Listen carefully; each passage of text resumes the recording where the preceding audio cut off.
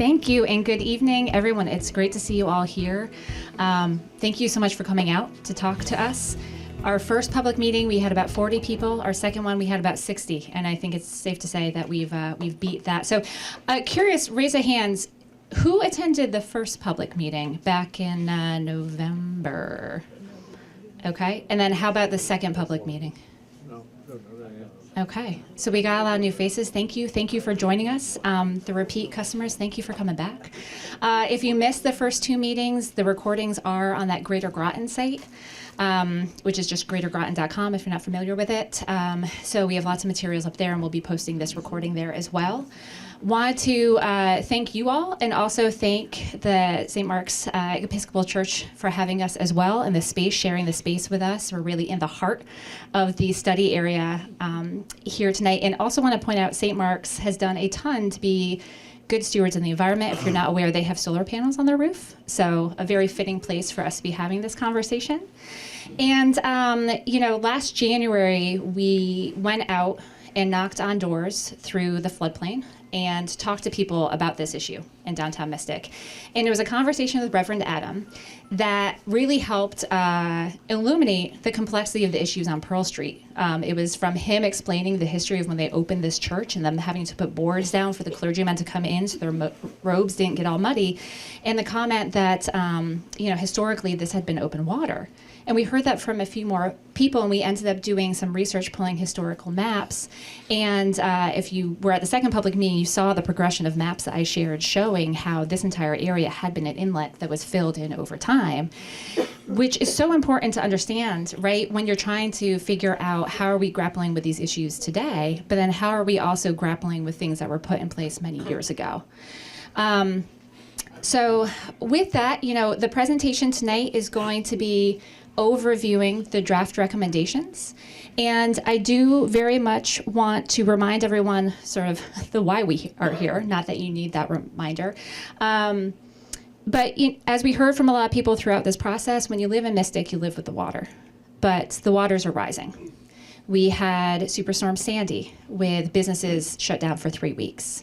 We had people who lost their HVAC systems, damages to their basements.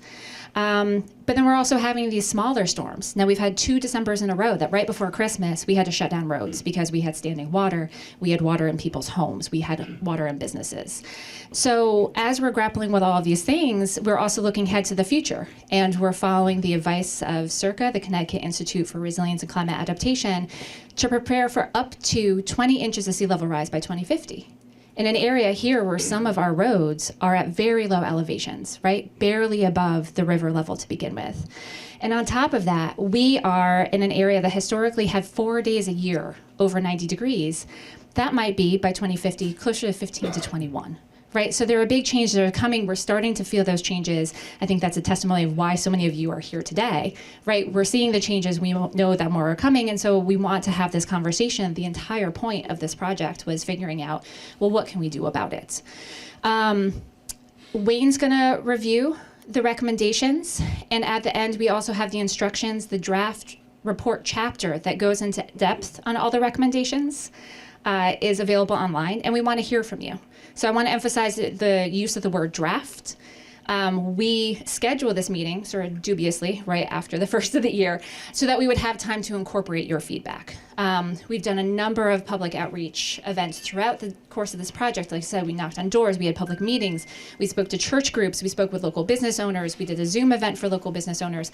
So we've been trying to get feedback all along, but the project's not over yet. And so your feedback tonight is still very important, and we'll have the draft online until January 15th because we want to hear from you.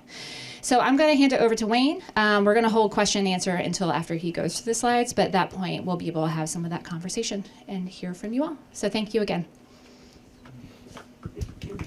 Thank you, Megan. Okay, my name's Wayne Cobley. I'm with GZA. We're the consultant for the Town of Groton on this project. I want to acknowledge that this project was enabled by funding that the Town of Groton applied for, federal grant from the National Fish and Wildlife Foundation. There's a lot of federal funding going on in America right now to deal with climate resiliency. The more proactive towns are taking advantage of it to start the process, the long process of getting from a plan to a project to an implemented, constructed project. It takes many years, so the best thing you can do is start now. So it's a new year, 2024. This is a good time for you to make a resolution to say, okay, I'm going to help the town because this grant requires us to have a community-driven plan. So we need to demonstrate that we've heard from the community. And we want, frank, open comments about what you think about the recommendations. If you think anything's missing, let us know. If you think something should be prioritized higher than it is, let us know why, and we'll work with you to get this report finalized. Okay, so what have we done to date? We've gone through the study area of downtown Mystic and completed an asset inventory. That's basically told us what's vulnerable. How many buildings, roads, infrastructure, what's here that's in the way of what's coming with flooding, heat, and surge. So that process is an iterative process where we look at what's here and then we evaluate, well, what's the hazard that could impact that? We've completed what we call a vulnerability assessment.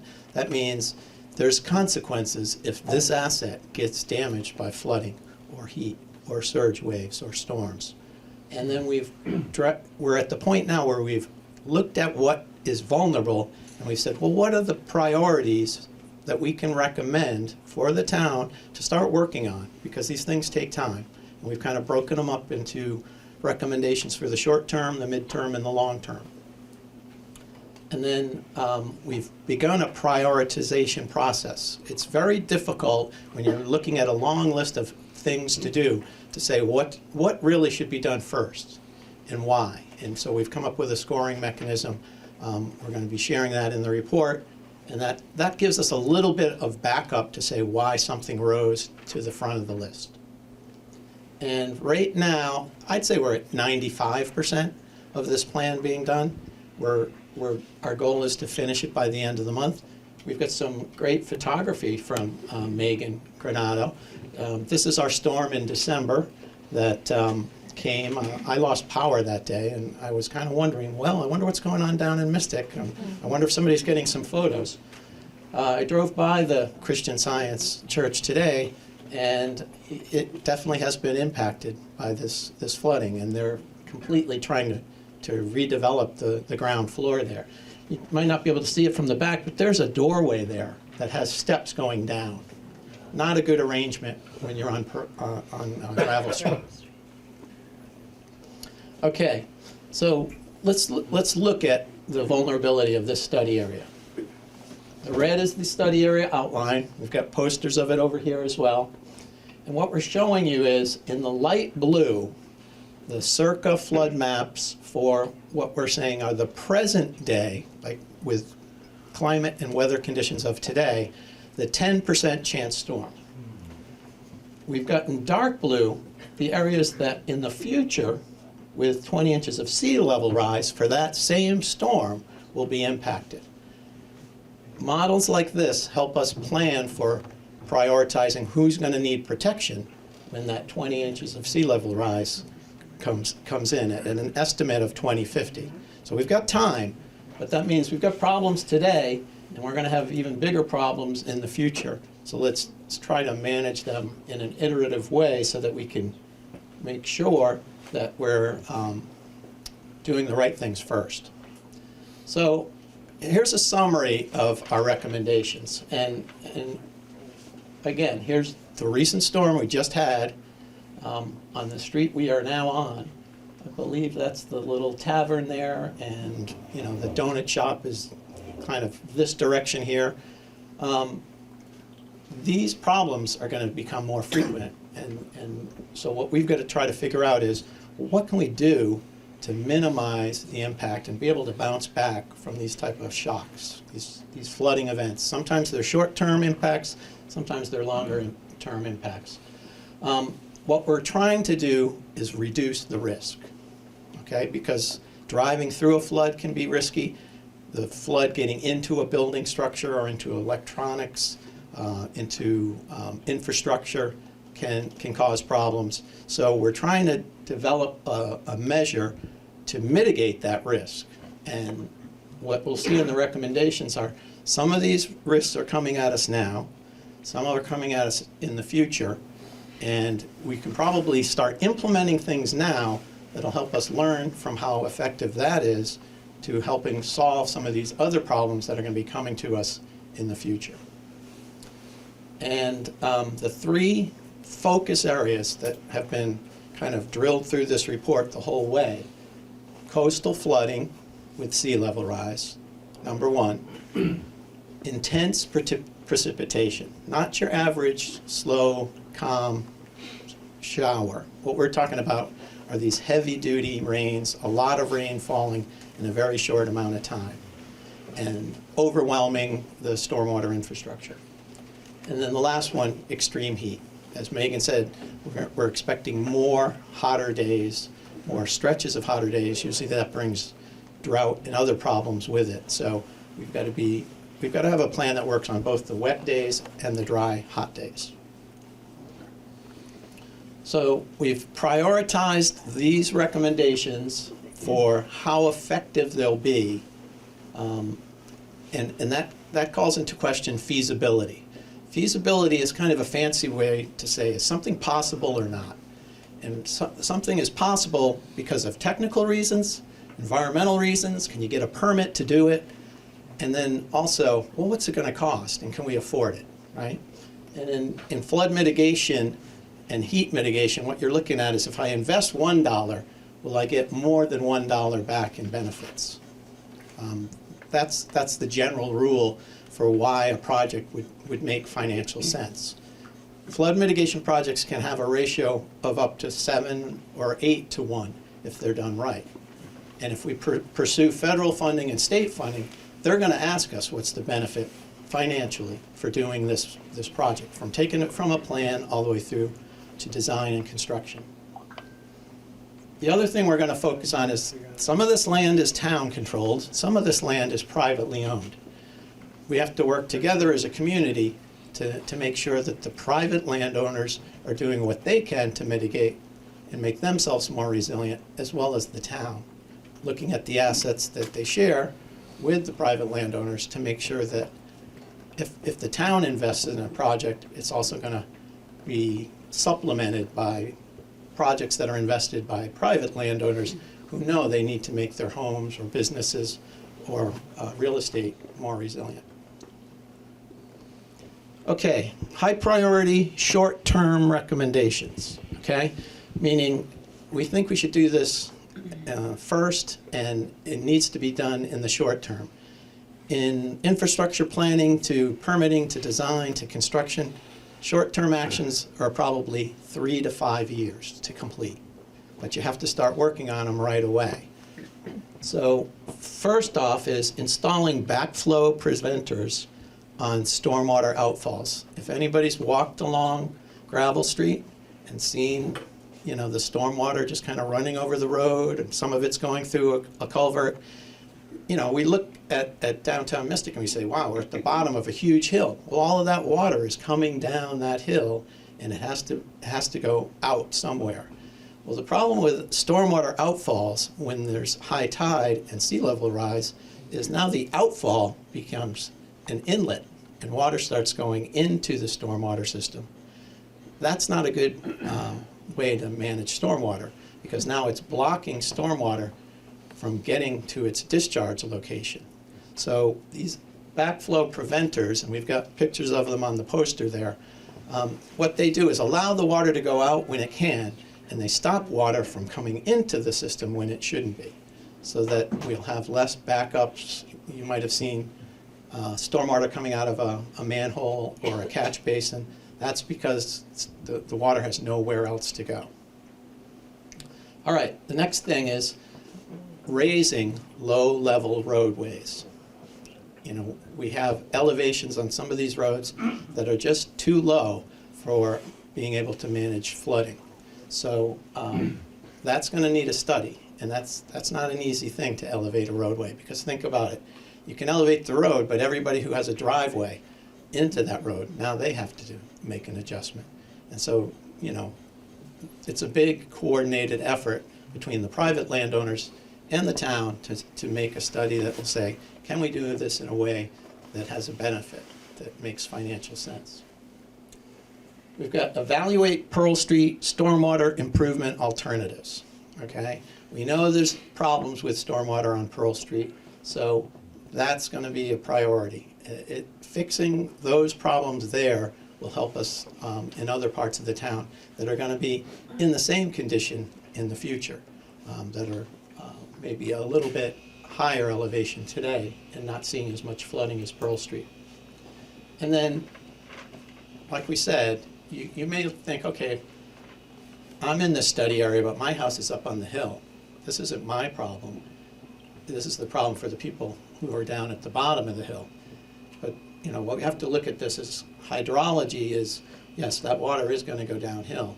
But if we can manage the upland areas of the watershed so that less of that water goes into the storm drain system, if we can catch it with green infrastructure, rain gardens, what we call kind of an infrastructure sponge system. It holds on to the water before it's released. If we can do that, then some of the impacts that we're seeing in the lower lying areas that are being caused from the upland areas won't be exacerbated.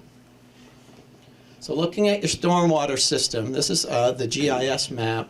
If you're seeing the blue dots along the water, that's our outfall, okay? So that's where we need to start thinking about these backflow preventers. A backflow preventer kind of works on a pressure differential system. And there's some new designs out now. I've talked with folks at the Connecticut DEP. There hasn't been a lot of this done in Connecticut yet. But there has been a lot more of this done in New Jersey and New York after Sandy. And they're seeing better technologies available for outflows for outlets that are having this kind of water entering the system. The other thing you might think about is, if anybody's ever been to Miami, they had this problem on sunny days. They decided, let's elevate the road, elevate the manholes, raise the discharge level of the outlet, and put backflow preventers on it. And that was millions of dollars, $400 million was spent. What that resulted in, yes, the road was higher, but all those buildings that were on the previous elevation of the road, suddenly you had to go down 5 steps to get to the front door. And that means that's now no longer the first floor. You're at a lower elevation than the surrounding road. Suddenly your insurance company says, I think that's a basement now. So you have to think about these problems and solve them in a way that won't make another problem. Green infrastructure is the softer approach. This can manage the rainfall storm events that are smaller. It's not going to help us out on the really heavy-duty storms, but on the smaller storms, it acts like a sponge. It absorbs the stormwater, and it relies on us putting a good drainage system below that infrastructure so that the water can be stored there and not released to the catch basins and the roadways. So we'd be looking for areas in the upland area to do green infrastructure. Homeowners can do this as well if they know they have parts of their property that pond or whatever, they could start rain gardens at their homes. Okay, this one is a bit of an eye test. So people in the back, forget about looking at the table for now. What we're trying to convey here is we've looked at the elevations of several of the roads. I'll read them off to you. West Main Street, Pearl Street, Gravel Street, Noank Road, Water Street, Fort Rachel Place, Clift Street, Eldridge Street, and Park Place. And what we've done is we've summarized what the elevation of those roads are now. How well do they hold up today on the 10% chance annual flood event? Some of them are failing today. Some of them aren't failing today, but when you look at the 2050 with sea level rise and other factors, they will be a problem. So what we're trying to do here is chart out, if we're going to try fixing stormwater systems and roadways, let's look at the ones that are a priority now and learn from that. The reason you're here for community-driven planning is to understand that there's a role for you if you live on these streets. That you're going to have to say, okay, there's some benefits to having this road elevated, and there's going to be some impacts. And how will I, as a partner in this endeavor, help out and understand what you can do to allow for a project like this to be conceived. So when we're planning these type of projects, you've got to come out to the meetings. You've got to see what the plans are, and you've got to give your comments. It only takes a few people who want to object to a project to kind of slow it down. So really, for these projects to be efficient, we need to make sure that people are involved. And again, we're going to be putting it in the lens of, if we spend $1 million, we want to see flood benefits of $3 million. You know, that's kind of the lens we'll put it through. But there'll still be private property impacts for elevating any type of roadway or elevating some of the stormwater system. Okay, high priority short-term recommendations, okay? We want to improve resilience against flooding with non-structural measures. Non-structural measures is a confusing federal government term that I will try to clarify right now. If you think of a structure, it's usually like, in flooding, you would think of, okay, a flood barrier. But if you think of something that's not a structure, it might be a zoning ordinance in the town of Groton that says any new construction in the 500-year floodplain has to meet this type of a requirement or it's not going to be allowed.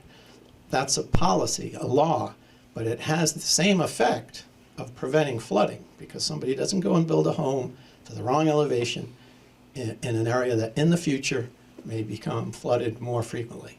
So what we're looking at the bottom here is all these dots are different levels of what each town in Connecticut along the coast have kind of set for residential buildings that are in what we call the AE zone.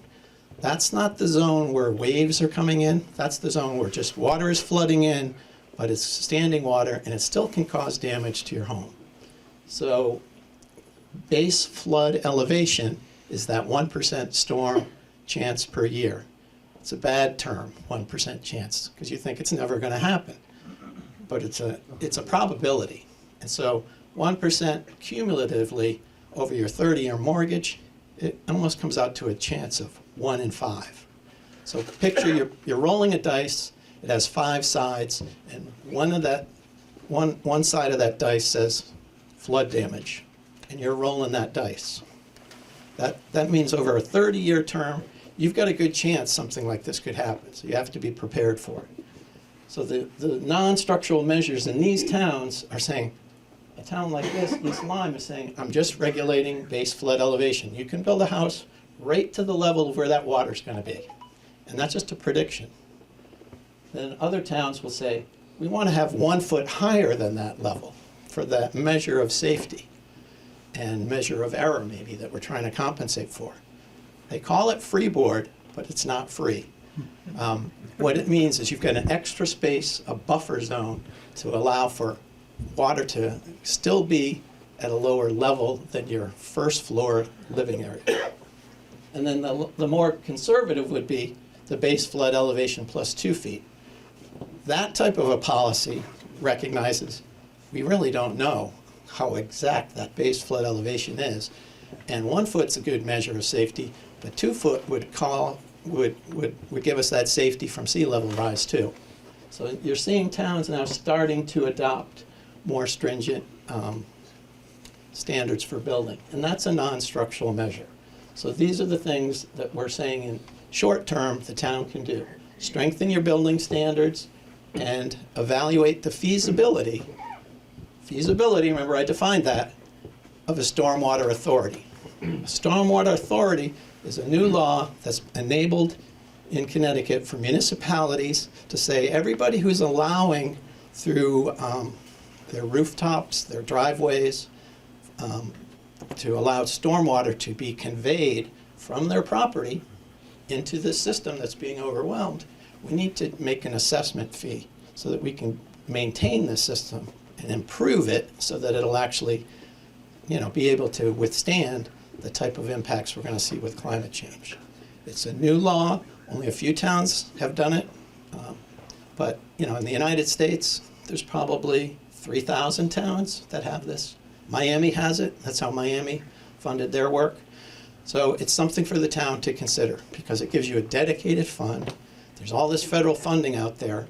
And if you want to pursue federal funding to fix a stormwater program, whatever your match is for a town, it's nice to know you have this dedicated fund available to potentially help, cover the town's portion of that project cost. All right, high priority short-term recommendations, improve resilience against flooding. I think that's why you're all here. Dry flood proofing gravel street pump station. How many people know where that gravel street pump station is? Okay. Dry flood proofing is basically a system of saying we don't want any water to get into that building at all. We're going to put seals on the doors, and we're going to make sure that no water can get in. Wet flood proofing is saying, well, we're going to know that water's coming through here, and we're going to let it through. We're going to make sure it can get through, get in, get out, and we'll clean up after the water moves through. We're going to look at dry flood proofing for that pump station. The second recommendation is to have a post-disaster response recovery plan for this area of the town. Knowing how much this area means to the economy of the town and the community, we should be prepared for storms and make sure that we know who's going to be responsible and acting in the event to get prepared for the storm as well as to manage all the paperwork after a storm. And we're going to set up a recommendation for assisting the local businesses with flood resilience planning.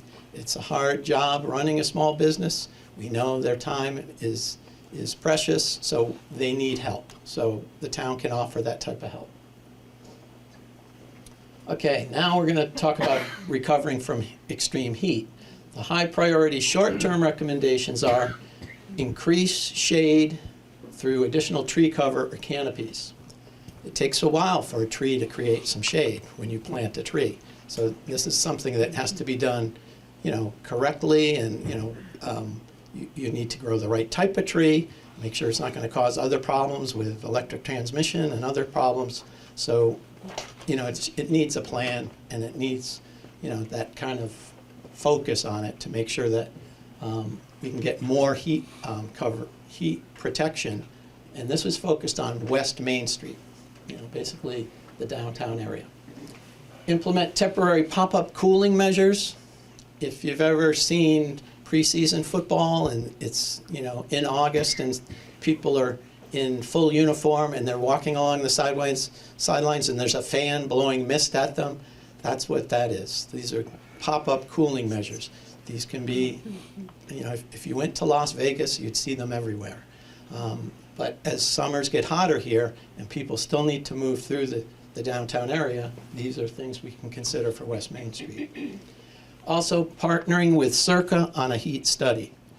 Circa's been doing research in this area, as has the town. We've got a poster about it in the back, and that would be, the foundation for the work that would come out of the heat study. All right, how many private property owners do we have here tonight? Raise them high. Come on, I want to see. Oh, I see a lot of them. We're all in this together, all right? We created this problem. We're going to have to solve it. So we've got installed basement sump pumps in flood-prone homes. A sump pump is great when there's power. So if you know you're going to lose power and need a sump pump, you need a backup power supply. So those are the type of considerations that you need as a homeowner. Relocate critical equipment above flood levels. If you know your basement's flooding and you've got mechanical systems down there that could fail, it's time to think about relocating them or elevating them. Wet flood-proofing measures for unoccupied ground floors. That's on West Main Street, Gravel, Pearl, and Water Street. I've explained what wet floodproofing is. It's putting a lot of kind of sealing measures together to keep water out of a building. It works best on the mixed-use buildings. FEMA has all kinds of guidelines for how to do it right. And then dry floodproofing measures for the shallow floods on West Main Street. So the dry floodproofing measures are shown as like a gate over a doorway, which would have worked really nice at the Christian Science bookstore there on Gravel Street. And then this is showing a wet floodproofing. The living area is above the base flood elevation. Water is allowed to move through. Okay, don't ask me why, but the federal government says that elevating a building is a non-structural measure.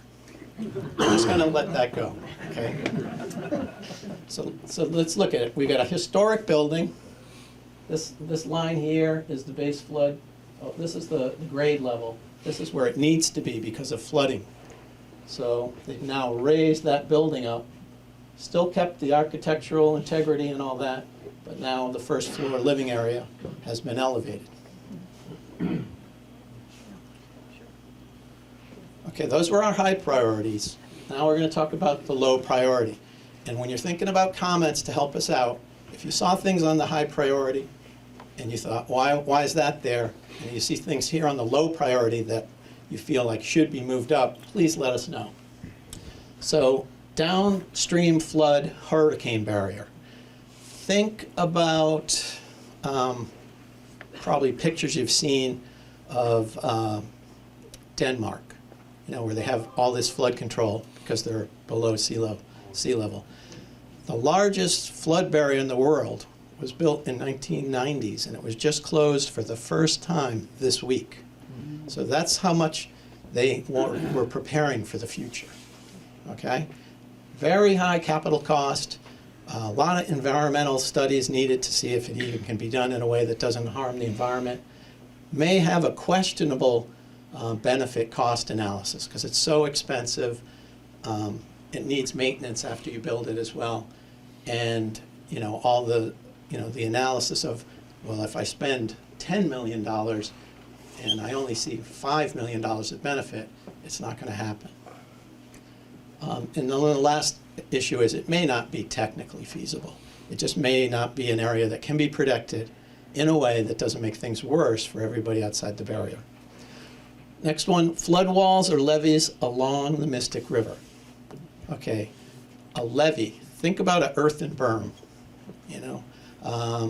It's outside of the area of the buildings. You've probably seen pictures of them in Louisiana after Sandy. These levees basically keep the water out, but everything behind that levee is still in the floodplain. So if the levee gets breached, it's a problem. The water's going to get past it. So the design of a flood wall or a levee has to be done in a way with the state of Connecticut's permitting to make sure it won't make things worse for anybody who's on the outskirts of this flood wall or levee. And that will be a challenge. Property ownership and access issues complicate that. Aesthetic, river views, suddenly you've got a wall or a barrier. These can be temporary walls that can be deployed, but now you need a workforce that can deploy it in 3 days before the storm comes and make sure it's tight and actually works. And you probably have to keep checking it once a year to make sure it still works, even before a storm ever happens. So there's a cost to this. And again, we'd have to look at the benefit cost analysis to say, does it make financial sense? Subsurface detention for stormwater. This is done a lot of times at very large parking lots. They have so much impervious surface that they need to store stormwater that's running off their parking lot. So they put it in this giant tank underground. Well, that means we need a lot of space underground to put that tank. And that stormwater stays in the tank until such time as we tell it to discharge it into the stormwater system. So that one requires land. You need the right geology. You can't put this in if there's bedrock at 3 feet below the surface. So you need a depth to be able to put this tank structure. And then you got to be concerned about the water table as well. If the groundwater below the area that you want to do the stormwater management comes right up to grade, this tank could get inundated, you know, and it won't be as effective as if it's above a water table and able to hold the water. So that's, you know, that's a hard infrastructure solution, requires permitting and capital costs and maintenance. So we've moved those to the lower priority. And then to close, we're going to just summarize where we are right now. We're going to finalize these recommendations. We're going to be identifying funding opportunities to take what we've planned for in this plan with a grant fund to maybe look for other grants. And then we're also going to finalize this plan on or before February 1st. So that's where you come in. These are the emails to send your comments to. Megan Granato and Dave Leone. Dave's our hydrologist at GZA. He's the principal in charge on the report. Those two emails are where you need to get these comments to us. And the big date is Monday, January 15th. That enables us to work through your comments and finalize the report on time before February 1st.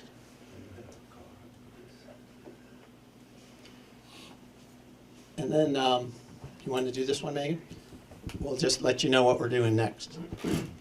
Yeah, thanks, Wayne. And I'm sorry, I realized I didn't introduce myself at the beginning, which is like the worst thing a public presenter can do. So I am Megan Granato, the name you just saw on the screen. I'm the Town of Groton Sustainability and Resilience Manager, and Wayne and Alex here from GZA have been working with us on this project. I talk with a lot of people about the balance of planning and implementation. And I like to always say that the plan is just the start of the conversation. So yes, we are finishing this plan. Now we're immediately pivoting into, okay, what do we do? So part of that is talking with you tonight about those recommendations. And part of it is seeing what opportunities are coming along now. So two things I wanted to highlight to kind of close out on that note was we've already secured, we're going to have a summer fellow working with us with the sole focus of helping support our local business community work on resiliency projects. Like Wayne says, we know local business owners have everything they can do, you know, keeping doors open day to day. Worrying about a project that may come in weeks, months, years might seem like a luxury.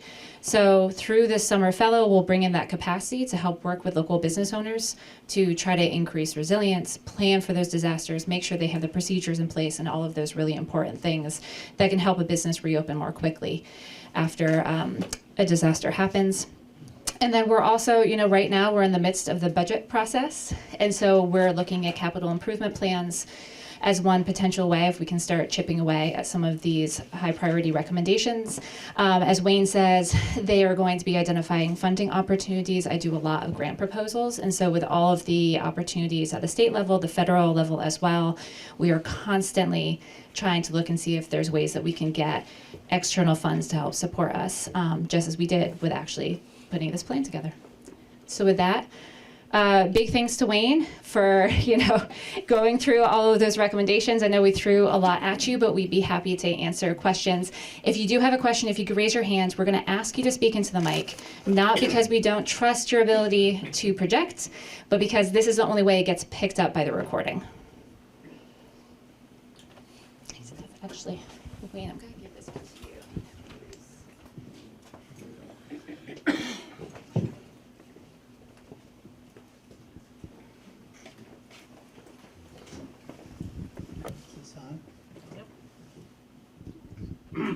My name's Gary Streimer. I live at 29 Pearl Street, right down the block.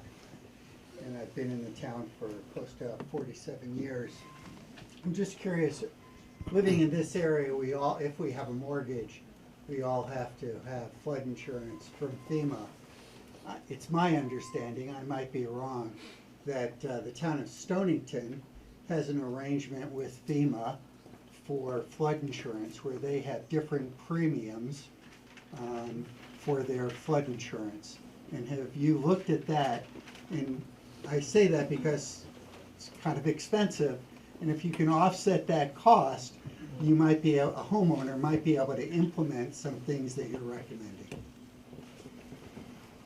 So I believe what you're referring to is that Stonington participates in the community rating system, or CRS. So CRS is a tiered program where if towns are enrolled and members in good standing, depending at the level of which they're participating, and you get to levels based on doing points.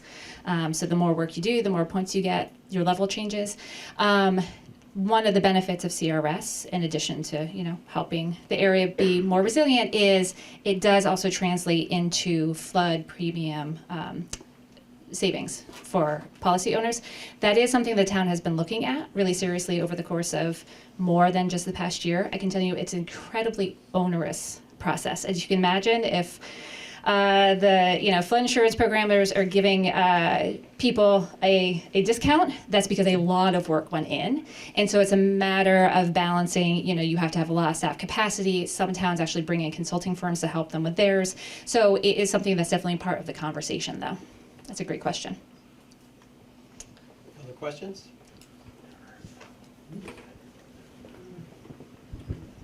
So my name is Kevin Bogle. I live on River Road. As you know, some of you may have seen comments about River Road, but I just wonder, I can understand the financial impact and how you could be able to justify financial impacts, but River Road is dramatically affected by the flooding as well, and want to know what the idea to address that is. Thanks, Kevin. It's nice to meet you in person. We had, I think, several people. I've heard, I started just as this project was kind of picking up steam. So I inherited it from someone else who got us the grant and then left. The question of why wasn't River Road included, we had similar questions, why wasn't Willow Point included? There's a balance there, right? Every time you apply for a grant of how much money you can go after and how much are you likely to get and how much can you get done then for that amount of money. I agree with you wholeheartedly. River Road, I think, warrants its own separate assessment. And so I am looking at the Protect grant, I think is really a good one that I'm keeping my eye on because it's focused on transportation. But I think given the complexity and just the length of River Road and the number of areas that are inundated with River Road, it really warrants its own separate study. Smushing it into this would have done it a disservice.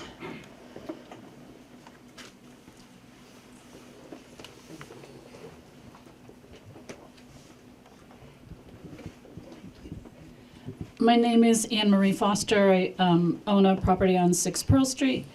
My question is, I don't hear anything about looking at the surface, the asphalt surface of all of our streets, which causes runoff because it's impervious. Is anything being looked at for different road surfaces that could help with that issue?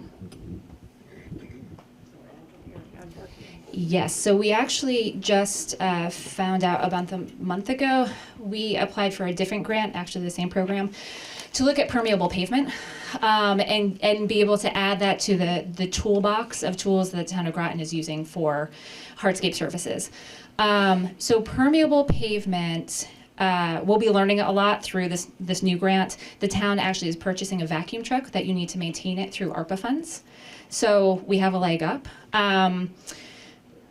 Part of the complexity with permeable pavement is not typically used for roadways just because of the traffic and the volume and the weight of trucks and things like that, but it can be a really great material for sidewalks, driveways, things like that, parking lots, yes. So when Wayne was talking about like green infrastructure approaches in the entire, it's 44 acres we learned that drains into Pearl Street. So we have a large watershed that is draining down into Pearl Street. So when we talk about trying to do green infrastructure up in that watershed, permeable pavement, I think, could be one of those options. So it's rain gardens, it's bioretentions, bioswales, but permeable pavement would be another option that we could be looking at. I'll just add that if you did have a stormwater authority, it would create incentives for people to do that, taking away of pavement, because they would be paying a fee to help us manage the stormwater coming off of their pavement.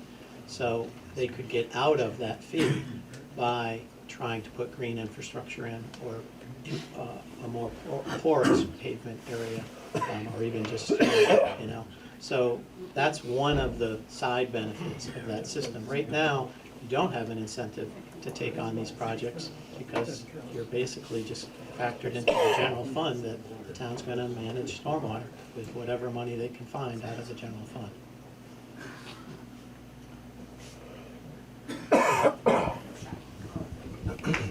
Hi, Will Getz at 45 Pearl Street. I'm curious about the recommendations and whether the ordering of them was at all sensitive to the discount rate that you used. Did you look at varying that so that we could have, basically a very low discount rate that might bring others forward? We have not done an analysis of a benefit cost analysis with a discount rate in it. Okay, The way, when you apply for funding from the federal government, they'll allow you to use certain discount rates depending on the program that you're in.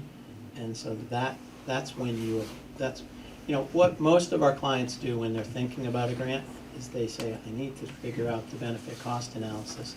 And they might do that as a way to say, this is the right project to pursue this grant for. If you do it as you're applying for the grant and you can't get that benefit cost analysis to be high enough, now you're still putting all these resources into a grant application and the benefit cost analysis is not showing a favorable return. So that's something that you do in this feasibility analysis. So when Circa recently was doing their Resilient Connecticut Phase 3 projects, the towns were given really planning money to do these, what I'd call a preliminary benefit cost analysis. It wasn't the final document that you would give for a grant application, but it was the same analysis that you would look at to be able to say, this project will do well in a FEMA benefit cost analysis. So that could be part of the next project that the town does. but with the current slate of possible actions still be carried forward, or some of them going to be left behind before you start looking at? So I think the way we've prioritized the projects now, we've made assumptions about how high-cost projects are easier for a municipality to plan for over the midterm and the long term, and the lower, more affordable cost projects that are eligible for grant funding are easier to implement in the 5-year time frame. So that's kind of gone into the preliminary draft report level. But if people here think a certain type of project would be more favorable, that could change how we prioritize. Like I said, we are going to score these projects, and that's like a report card for the project. It Yeah. still is a bit of a judgment call of whether a project gets a high score or a medium score, but at least gives us something to look at to say, well, this is why it doesn't go to the top of the list. Yeah, when the Dutch make an investment for way in the future, their discount rate is pretty close to zero. Yeah. So that's why I bring it up. Thanks.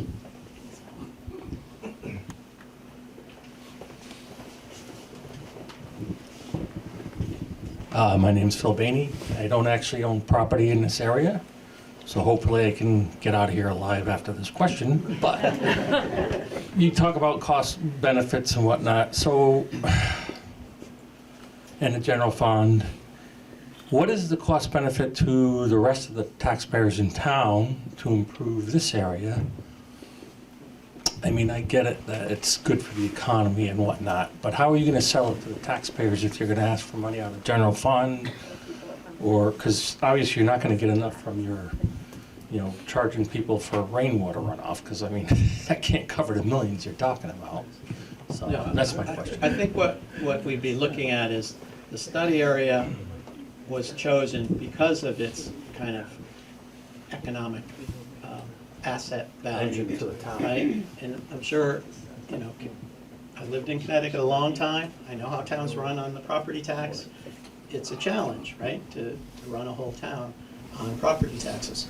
So the stormwater authority is just another way to say, maybe if we're going to have all these stormwater problems coming at us over the next 30 years, maybe we should have a dedicated fund so we can have it. There's also another law in Connecticut that lets the town set up a reserve fund for, you could call it literally a rainy day fund for when these storms come and you need matching funds to implement projects that the federal government is throwing all this money at you, but you still have to put 25% up yourself. You need to have a way to say, how are we going to produce that? And so that's just something now that municipalities have to plan for, in addition to the school budget and all these other things that are always a priority, and salaries and staffing costs and all that. But I think these problems, especially stormwater, get lost in the shuffle of a general fund because it's just not rising to the level of needing a lot of attention, except for those people who are directly impacted. So when New London was seeing the direct impacts to all their businesses on Bank Street, they said, we need this fund. They did it on their own. They didn't even hire a consultant. They got it in place. They fixed the problem that was causing all this flooding. It probably would have taken them a lot longer to solve the problem if they had to wait for the general fund to catch up and find the money to do what they needed to do. So I would just say that the town has to invest, right? And you have to think about this. I knew when I moved to a town and suddenly they're building a new high school, but all my kids had gotten out of high school. I like to have smart people in my town. I don't mind investing in a new high school. You have to do the same thing with flood mitigation. It's a public safety issue and it's a public benefit. Yes, it's protecting this little economic engine you have down here that brings in a lot of tourism dollars and whatnot, but you have to think in terms of, well, with communities, sometimes I get a direct benefit myself from a tax I pay, and sometimes I get an indirect benefit because my community is healthy. And if you saw the communities that were hardest hit by Sandy, that's the shock that we have to be ready for. And that's what the goal of this plan is to say, let's start thinking proactively about how to be more resilient. Let's not wait for the storm to tell us that we have problems. Let's start working on them now. Did you want to weigh in on that question? Or did you have a separate question? Real quick, I think the only thing I would add to that too is, we heard that comment, we did a mid-project survey, and we had a number of people say that to us, right? I appreciate this, important work, something's got to be done, love Mystic. I don't live there, and I'm going to have to pay a lot of taxes for what's being proposed, right? We've heard it from other folks in town too, right? We don't want the development of a plan that's only going to recommend some huge multi-gajillion-dollar project that we're never going to be able to implement. And I think that's really why what we've presented to you tonight is an array of options, because there is no one magical fix. But we also didn't want to come to you tonight and say, okay, we think all of our eggs should be in the basket of a downstream flood barrier across the Amtrak bridge that, would cost hundreds upon hundreds of millions of dollars and technically may be infeasible, right? So there is a balance there, right? Like, these things are going to cost money, but we took that comment to heart when we heard it in the mid-project survey, and that's why we did present a variety of different things that can be done. I'm Bob Jastrzemski here with my wife, Joy. We snuck in because we own 55 East Main, which is on the other side of the river. I only took the mic because perhaps something you might add to your plan is I have to believe that throughout the United States, at least, and elsewhere, people have made attempts at exactly what you're trying to do here. And I think I used to be in a position to fund marketing ideas only to find out when the research was done there was a patent for it already, or it didn't make sense or whatever. And so I think you might find a starting point for some of these individual problems if you put someone full-time or as much as you can just researching what's already been done, because I can't believe there aren't things that would help. So, just a suggestion. Thank you. I'm going to do him, Megan, and I'll get to you.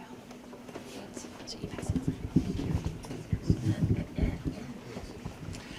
Good evening. My name is Tom Gillespie. I own 2 properties down at Willow Point. So as we all know, Willow Point floods pretty much after every significant storm. Elevations of the roads are anywhere from 3 to 5 elevation, right? But my question is, as a part of the GZA work and this whole study, you've mapped out the stormwater drainage system, right? And clearly, Department of Public Works cleans out the catch basins. or was it a part of your work, or would it be a recommendation to confirm 100% that the pipes that are there are not filled or restricted? I mean, a lot of these pipes are decades old, even 100 years old. And especially in the low-lying areas, River Road, where they are interconnected, to me, I would think that, if it hasn't, I hadn't heard it, so didn't know if that was an option.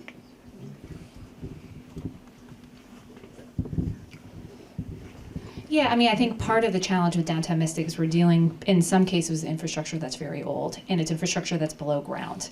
So I think one of the things that we're already talking internally about is really trying to move forward with the stormwater recommendations on Pearl Street, and part of that is we already know certain locations, the pipes maybe could be upsized. There's a lot of challenges there too, because the whole thing is low lying, so we don't have a lot of relief to be able to drain water out. But in pursuing those stormwater options, part of it is going to be looking at the status of the existing pipes and where some of those problem areas are. Like we know from looking at the hydrology and the flooding and all the works that Public Works does, where some of those areas of concern are. There's some past studies that have been done that were informing our recommendations as well. But I think, for anything we do moving forward, we're going to have to start with a more detailed look underground of what's going on. Thank you. Hi, Maggie Favretti, Director of the Alliance for the Mystic River Watershed. I live in Stonington, and I can see there are a number of Stonington folks who are here. We are very grateful to Megan and the Town of Groton and to you for all of the hard work that you're doing. We're here learning.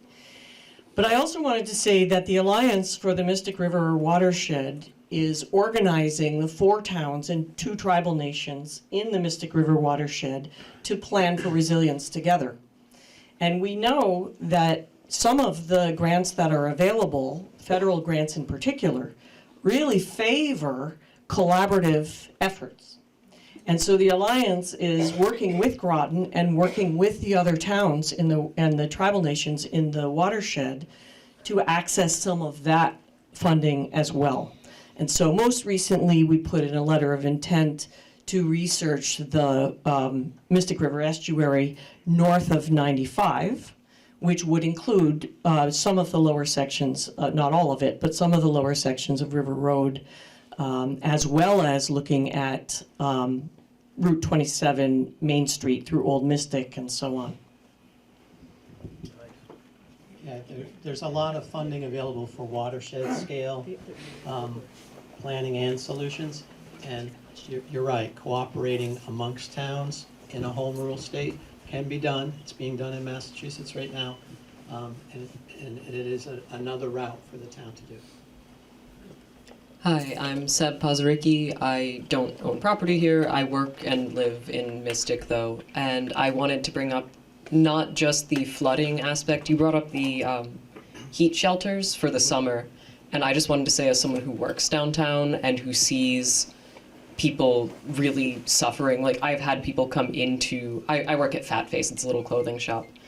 People come in and are actively experiencing heat exhaustion with how the summer has been, even just this past year. I really think that implementing those cooling shelters with the misting fans, that would be amazing to see come to downtown Mystic. Thank you. That's great. Thank you for that confirmation. Any other questions? Yeah. Hey, Adam Thomas, pastor here at the St. Mark's Church. I also lived in 11 Pearl Street for almost 9 years. I now own property on Dartmouth Drive, not part of the study area. So this question isn't directly tied to the resiliency plan, but just sort of on a larger scale. Maybe you can help me understand this. Obviously, all of this work is designed to help our area survive large, climate issues. What is the town of Groton doing to help support, greening initiatives to keep this from getting as bad as we're talking about? Like you talked about our solar panels here. I've seen Mystic Healthcare, the Mystic Aquarium are putting huge solar plants on their buildings. And what else is the town of Groton doing to kind of encourage people here in town to get on board with greening initiatives? Yeah, that's a great question. I think the easiest way to answer it is there's a lot already happening and the benefit of my position. So I'm the first resiliency and sustainability manager for the town who has her whole sole focus this topic. There have been fantastic people working at the town working on this topic across departments for a long time. But in my position, this is the bailiwick of what I do all day, every day. So I could stand up here for another hour and tell you about all the things I'm trying to do with this job. But there's a lot that now that I've been here over a year that's coming down the pike. We're going to be doing a townwide climate action plan. We're going to be hopefully doing a Heat Smart campaign that focuses on energy efficiency coming up next year. We have a couple of different grant programs in the works. We're doing a youth climate summit. We are a Nature Everywhere community, so we're working with our K through 12 students on connection to the outdoor and climate resilience. So there's a number of different initiatives that we're going after that I won't belabor by standing up here and telling you all about. But now that I have everyone's email addresses, I can try to keep people informed. We have a new Instagram account, and I'm also, because this is my job every day, I love to hear from you. So if you have questions, Megan, why isn't everyone putting solar up? Or, geez, I saw someone over there cutting trees. Why can they cut trees? Please ask us those questions, because even if I don't know the answer, I will find out who can answer it for you. And that's really the best part of my job, is understanding, as someone who's not from Groton originally, what are the issues you're seeing? What are the ideas you have?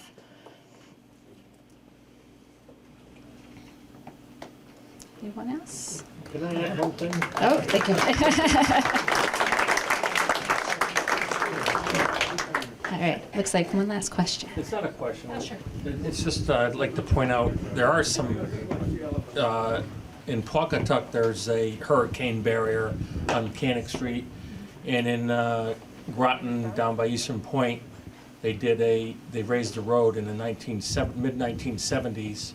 So if you drive along Shore Avenue, you can see the houses that are now below the road and how they've dealt with it. So if people are interested in seeing that kind of stuff, just wanted to mention that.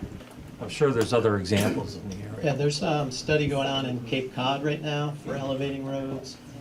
GZA just completed a study with Circa in Stratford, where two state road and a town road were being considered for road elevation, and we did apply. The town did apply for the Protect Planning Grant in August. We'll wait to see if they were successful or not. But it's like we showed in our recommendations. It's a challenge to do road elevation in an environment like this. All right, with that, thank you. Thank you all for coming out. Please take a look at the draft report online. If you still have questions, you can come up and talk to me. Yep, we'll hang out.